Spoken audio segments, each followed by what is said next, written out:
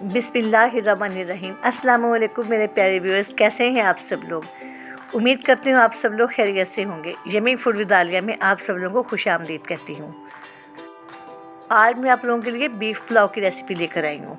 सभी बीफ़ पुलाव बनाते हैं, लेकिन आज मैं बताऊँगी कि मैं बीफ़ पुलाव कैसे बनाती हूँ।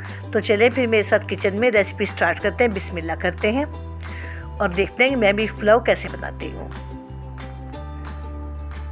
बीफ़ पुलाव के लिए सबसे पहले मैं यखनी तैयार करूँगी, और यखनी के लिए मैंने तकरीबन 3 पाव बीफ का गोश्त लिया है, हड्डी वाला और वैसे मिक्स गोश्त लिया है। मैंने हड्डी भी लिया उसमें, वैसे मैं सीने का गोश्त ज़्यादा मैंने लिया इसमें। और यखनी के लिए मैंने 1 प्याज ली है, 1 बड़ा गड्ढा लहसुन का लिया है, और 2 चम्मच मैंने उसके टेबल स्पून साबुत धनिया के लिए हैं, और तकरीबन 2.5 से 3 चम्मच है मैंने टेबल स्पून जो हैं वो मैंने सौंफ के लिए हैं।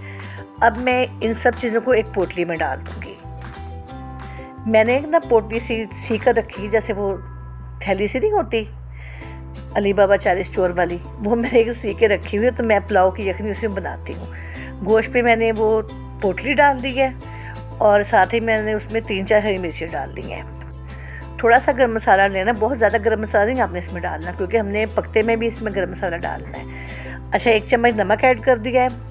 अब मैं इसमें साबुत गर्म मसाला डालूँगी, और उसमें ज़ीरा भी है, दालचीनी और काली मिर्च, लौंग, बड़ी इलायची के साथ में और तेज़ पत्ता छोटा सा एक मैंने इसमें डाल दिया है। तो अब मैं कुकर को बंद कर दूँगी और गोश्त गलने तक पकाऊँगी। गोश्त बहुत ही अच्छा था, नरम है, बिल्कुल बहुत अच्छा नरम सा गोश्त है। तो ये तकरीबन 15 मिनट में गल गया है। अब मैं देखती हूँ कि यखनी ठंडी हो चुकी है। अब मैं इसकी पोटली बाहर निकाल के इसे अच्छी तरह से प्रेस करूँगी, ताकि जो हमने इसमें चीज़ें डाली थी, लहसुन और प्याज, सौंफ और साबुत धनिया, उसका अच्छा सा जूस और उसकी खुशबू इसके अंदर आ जाए। यखनी की खुशबू इतनी अच्छी हो जाती है इन चीज़ों से, बहुत ही ज़्यादा। और गोश्त भी देखिए कितना अच्छा गला है। आपने इतना ही गोश्त गलाना है, क्योंकि अब हमने इसको ज़्यादा भूनना नहीं है, दम में बस आना है और ये गोश्त बस हमारा पुलाव रेडी हो जाएगा।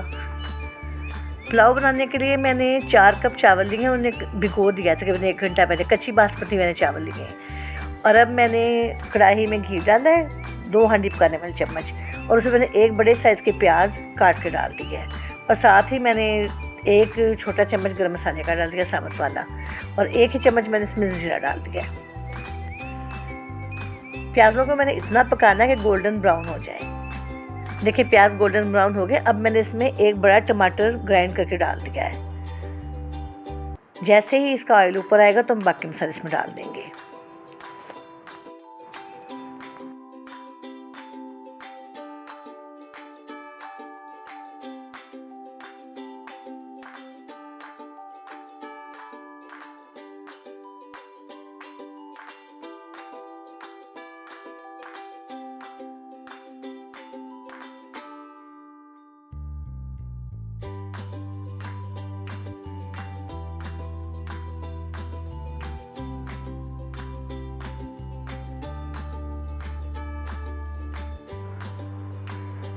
और इसमें 1 चम्मच में पिसा हुआ धनिया भी डालूंगी, इससे इसकी खुशबू बहुत अच्छी आ जाएगी।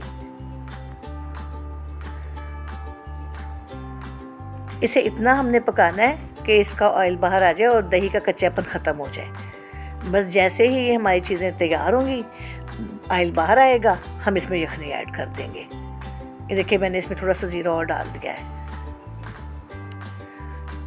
मेरे पास जो चावल है ना, मैंने उतने ही डबल कप यानी कि इसमें यखनी डाली है। जैसे मेरे पास 4 कप चावल हैं, तो मैंने इसमें 8 कप यखनी डाली है। यखनी कम थी तो मैंने उसमें बाकी पानी ऐड कर लिया था। ये इसमें थोड़ा सा गर्म मसाला था, मैंने वो भी डाल दिया इसमें, क्योंकि मैंने यखनी में गर्म मसाला डाला था, मैंने इसे छाना नहीं है। अब हम इतना इंतज़ार करेंगे कि यखनी को जोश आ जाए। इस स्टेज पे आप नमक चेक कर लें, अगर नमक कम हो तो आप उसमें नमक ऐड कर दें।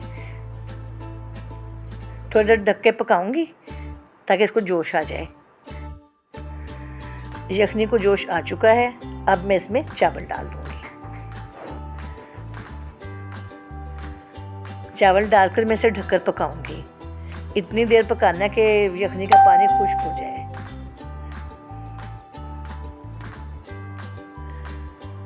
देखिए इसका पानी खुश्क हो गया है। अब मैं इसे 10 मिनट के लिए दम पे रख दूंगी। मैंने इसे कोई रुमाल वगैरह नहीं लगाना, बस हल्की आंच कर दूँगी और 10 मिनट के ढक दूँगी। 10 मिनट के बाद इतने प्यारे हो जाएंगे ना, बहुत ही प्यारी सी इनकी शक्ल निकल आएगी। देखें कितनी खूबसूरत सी शक्ल बन गई हमारे पुलाव की। एक एक दाना अलग अलग है, खिला खिला सा पुलाव बना है, टेस्ट में बहुत ही अच्छा है। तो देखें जी, ये है हमारे बीफ यखनी पुलाव की फाइनल लुक। देखिए बहुत ही अच्छा बना है। अगर आप लोगों को मेरी ये रेसिपी अच्छी लगी हो तो प्लीज़ लाइक और शेयर कीजिएगा और मेरे चैनल को भी ज़रूर सब्सक्राइब कीजिएगा। मैंने इसे ना रायते के साथ सर्व किया है। आप चाहें तो उसके साथ शामी कबाब वगैरह भी फ्राई कर सकते हैं। शामी कबाब की रेसिपी आपको डिस्क्रिप्शन बॉक्स में मिल जाएगी। तो इंशाल्लाह फिर मिलेंगे किसी बहुत अच्छी, बहुत ही मज़ेदार सी नई रेसिपी के साथ। तब तक खुश रहें, खुश रखें। ओके जी, अल्लाह हाफिज़।